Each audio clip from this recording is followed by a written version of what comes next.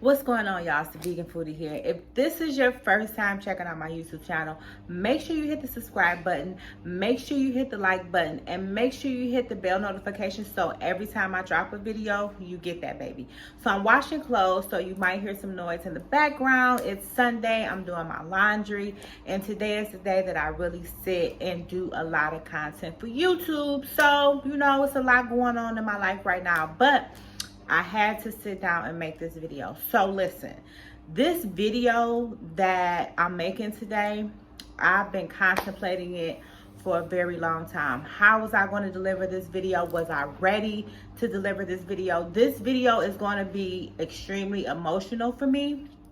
But, God put it on my heart to share my stories, and hopefully my stories can help someone else. So we're going to get into it. I know y'all seen the title, so y'all like, what's tea, sis? We really ready to know. And y'all know I'm very transparent about my life, about what I've been going through, the things that I've experienced. I don't hide anything from y'all because at the end of the day, my transparency is what helps me heal, and also hopefully it helps someone else. So let's get into it. Being in an abusive relationship. Now, there is a lot of different types of abusive relationships, from physical to mental to emotional to spiritual to sexual to financial, right? And so for me, I used to say to myself, I can't see myself in an abusive relationship, a physical abusive relationship. I seen my cousin get beat, when she was younger. I know the stories about my mom and my father.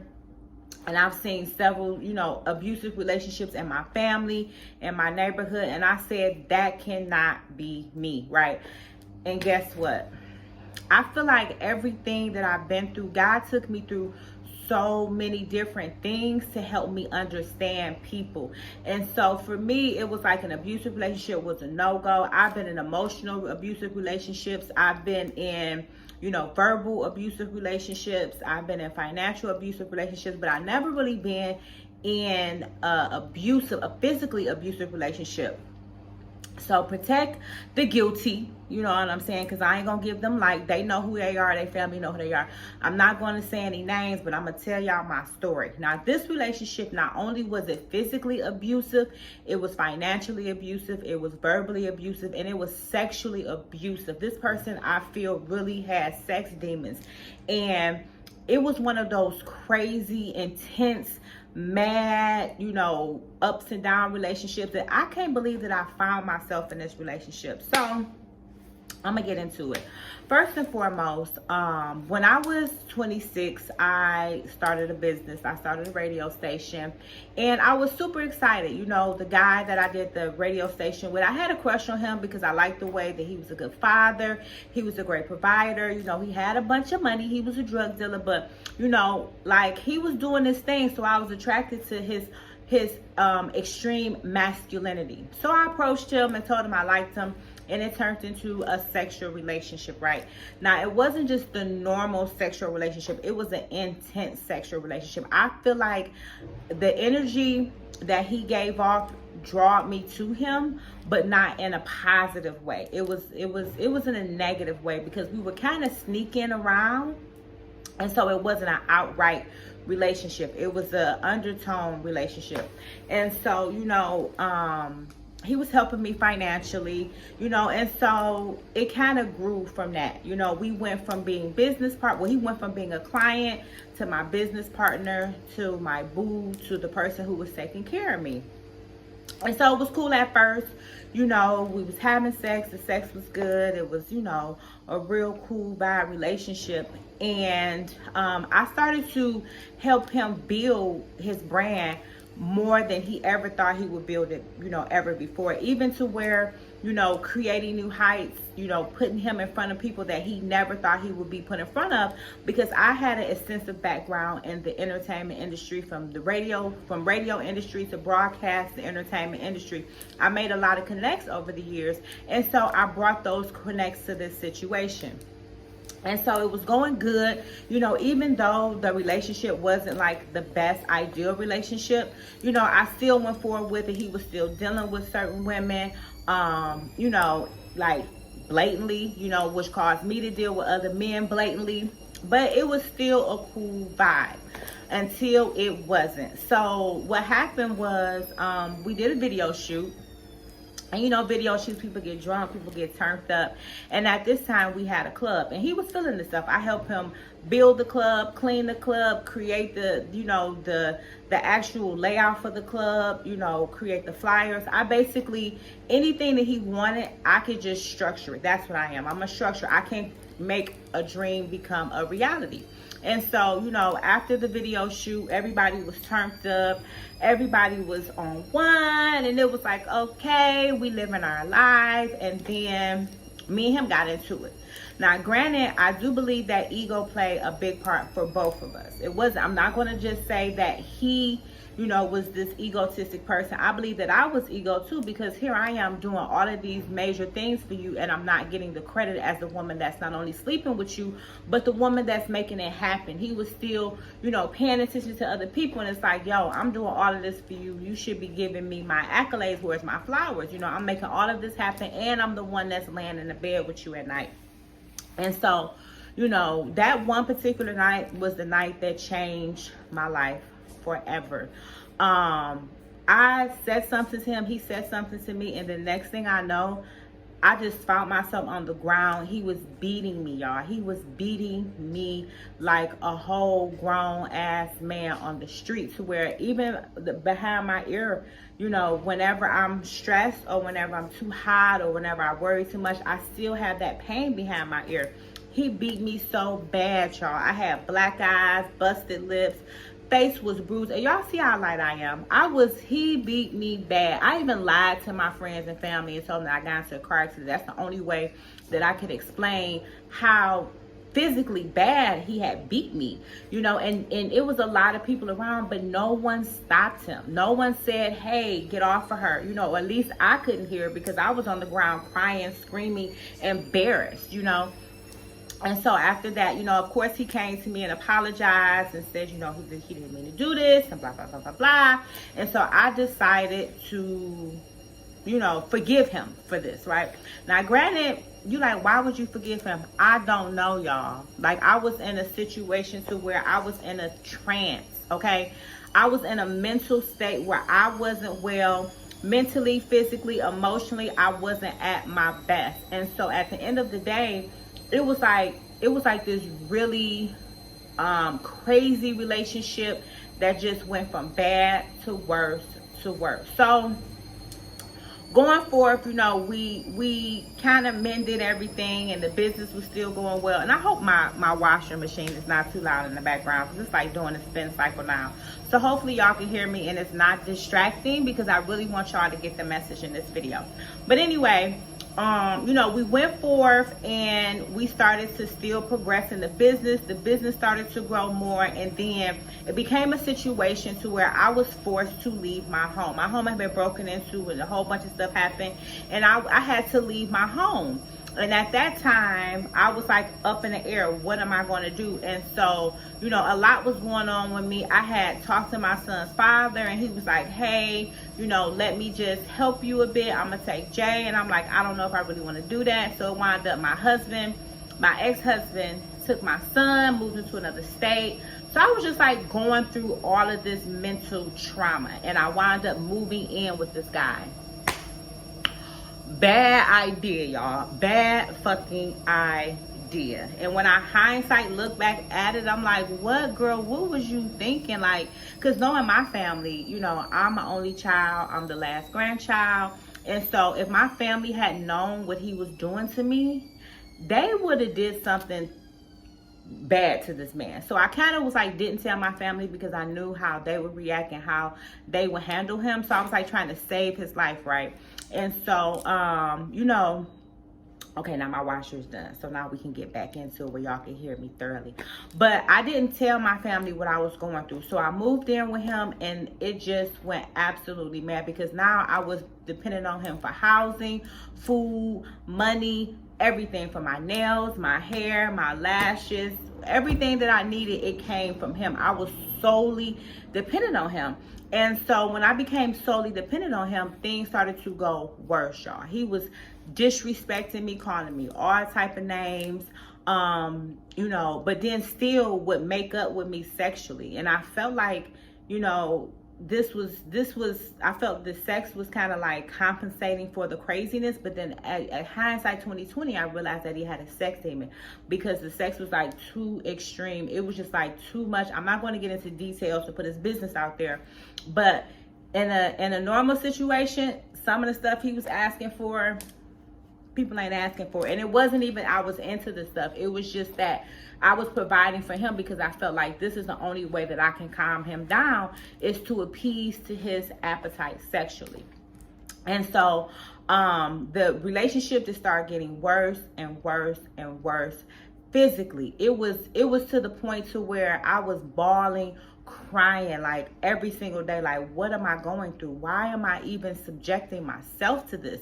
And so you know, I started to try to get out of it, try to move myself a little bit away from him.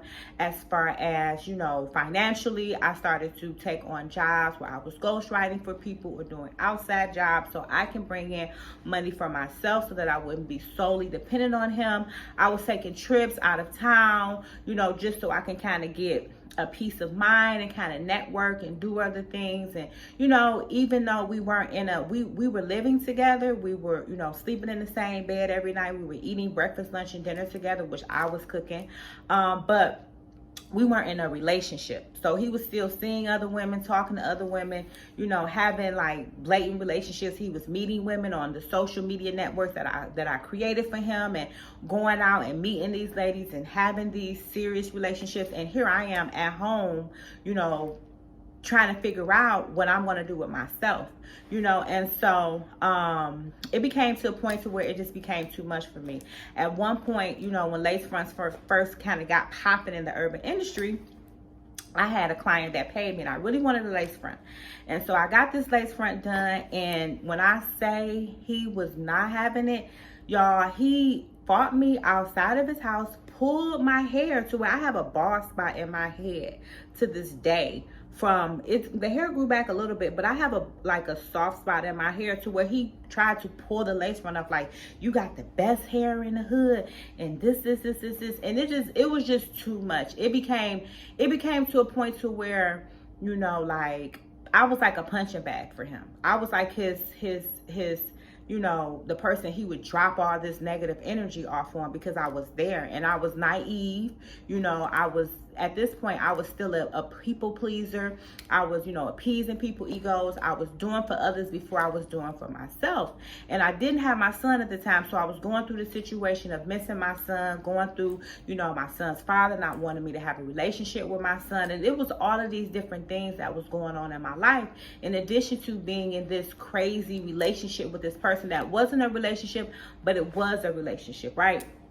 And so you're like, girl, like what was the point? Why were you even doing this? I felt stuck. And so I had a cousin who killed himself. And he committed suicide. What happened was he shot a woman in the eye, thought he killed her, went upstairs and shot himself in the head.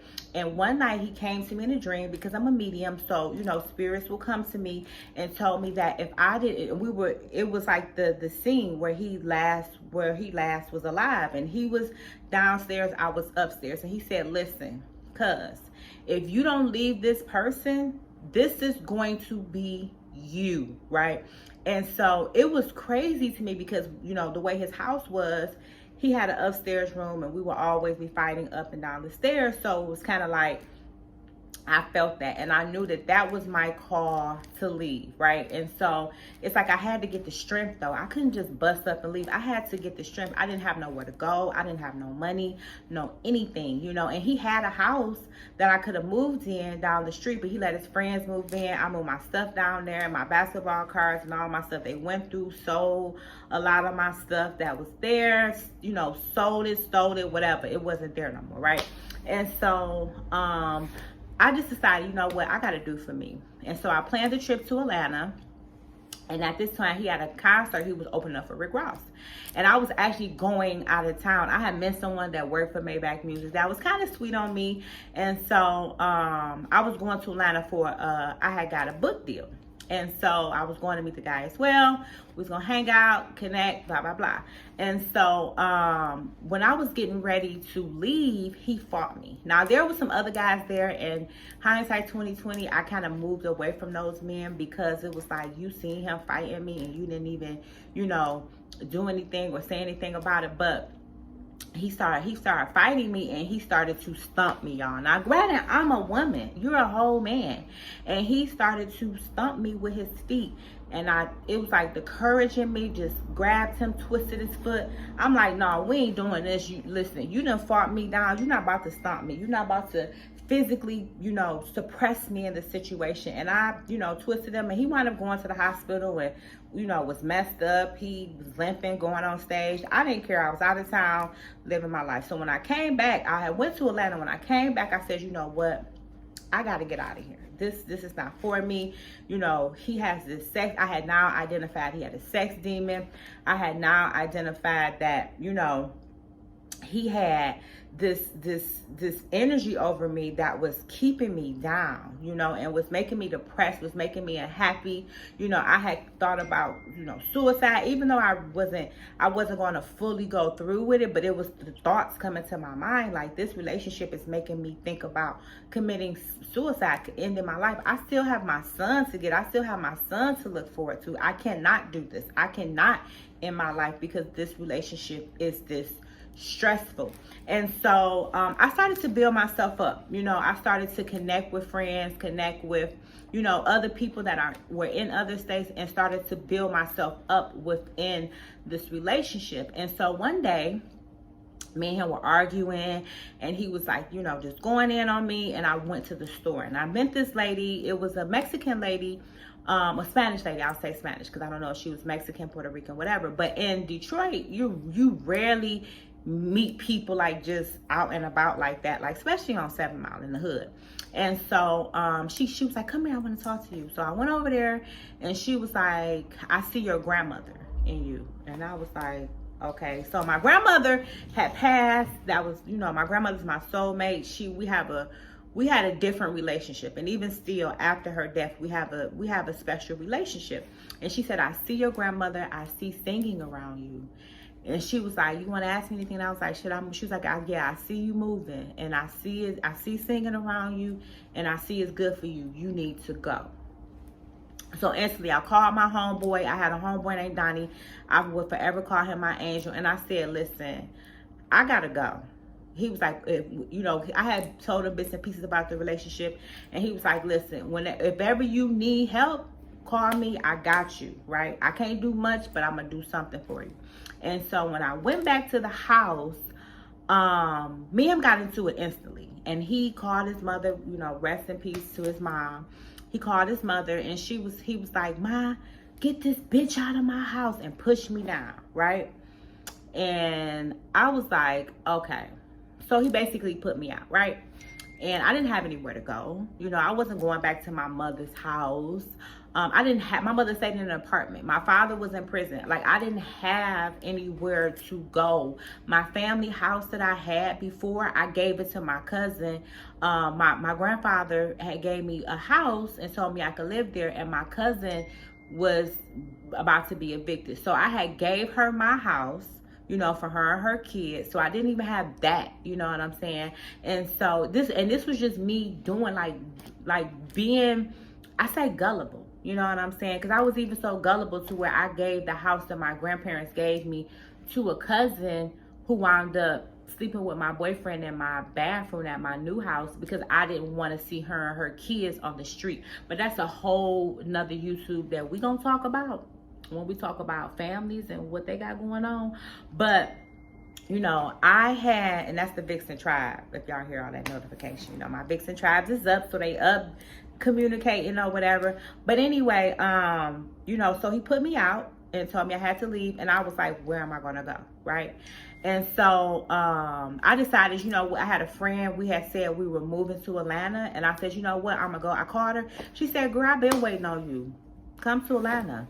It's up. We up. You know, come on. Like, leave all that behind. Don't worry about it. I got you. When you get here, we got an apartment. I got cars. I got, you know, situations where you can make money. just leave, sis. And so when he put me out, I went to my friend's house down the street, and I was just sitting there trying to figure out, like, what am I going to do? How am I going to make this happen? And so I called my homeboy Jason, like, come get me. And I didn't tell my mom what I was going through for real, for real. She probably knew, but didn't know the depths of the fact that for like a year or two, like, this person was physically, mentally, verbally, and sexually abusive to me, right? And so, you know, I called my mom, like, I'm gonna come over there, because his mom had called my mom, like, yeah, she need to come stay with you. And my mom, like, what the fuck is going on?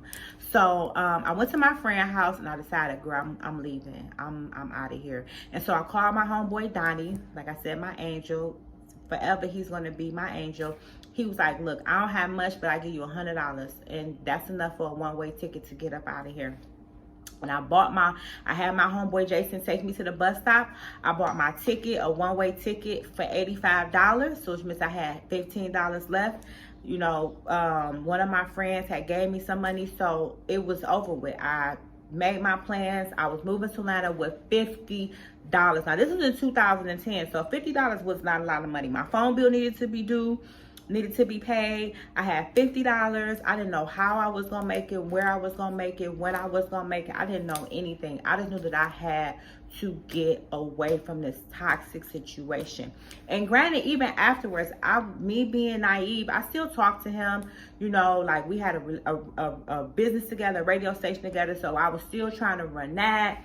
And I was just like, after a while, because, you know, I had a computer that he had bought, and he felt like, well, you got my computer, you still gonna have to work for me or whatever. And I tried to for a little bit, but after a while, it was like I just released him from my life. I just released that energy, and I just said, you know what, I can't do this no more. I really came to the realization of who he had turned me to be, and what my life had turned to be, and the fact that I was in a physically abusive relationship, to where like I said, my head was hurting. I had a bald spot, and just that whole, you know, trauma, and me, like, really even trusting men, and really even, you know, even talking to men, or even being physical with men. It put me in a bad space for a very long time, y'all. Probably like 3 years.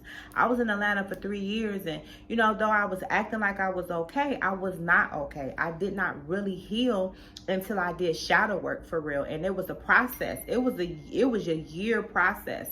It was years process of me coming up out of that, to where even now I'm able to talk about it because I healed from it. He even called me recently because his mom had passed. And, you know, his mom had kept up with me because I found out that her husband was physically abusive to her. So 9 times out of 10, he grew up seeing this. And so she would keep up with me over the years to make sure that I was okay mentally, make sure I was doing good. She was happy to see me progress and to move forward in my life. And, you know, actually, even after I left him, my career flourished. I went to Atlanta. I became a really known publicist, working with a lot of major brands. Even like a month after I got there, I was getting paid, you know, to host events and to use my radio station to create money for myself. So I was able to advance a lot after him. Even after like 2 or 3 months after me being in Atlanta, I got an apartment. I got a client that was paying me. I had my first, you know, public relations client. So my life started to excel after I left him. But it was kind of like I had to go through so much. So, you know, I always say to people, you know, you never know what people go through. Don't ever think that you are too big or too small for a situation. I thought that being in a physical, you know, abusive relationship was above me. Who am I? You know, I'm a city girl. I'm from the Lil' Kim era. I ain't going through that bullshit. And I did, y'all. I went through it. I was literally in a relationship where I was getting smacked. I was literally in a relationship where I was getting disrespected. I was really in a relationship where I was, you know, seeing someone, like, I literally was laying in his bed one night, and he had a lot of obituaries up.